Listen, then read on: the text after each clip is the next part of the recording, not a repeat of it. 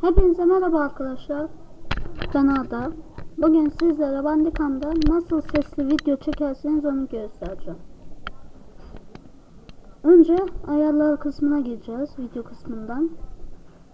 Ondan sonra da sese geleceğiz. Bende ses direkt çıktı ama sizde çıkmayabilir. Birinci aygıtı, eğer kameralı mikrofon falan kullanıyorsanız bu olmalı. Eğer sade mikrofon kullanıyorsanız kamerayla ya da sade mikrofon kullanıyorsanız bu olmalı. Ben bunu seçtim çünkü kameralı mikrofon kullanıyorum. İkinci aygıtı ya devre dışı yapın ya da bunu yapın. WhatsApp'ı. Ama iki ses kaynağını karıştır, açık olmalı.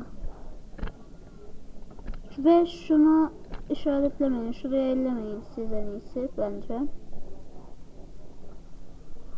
Evet arkadaşlar, bu kadar. Artık inşallah sessiz video çekmeyi başarırsınız. Ama şunu unutmayın. İllaki kameralı mikrofon veya mikrofon olmalı. Yani mikrofonsuz sesli video çekmeyi ben de bilmiyorum. Ve bay bay.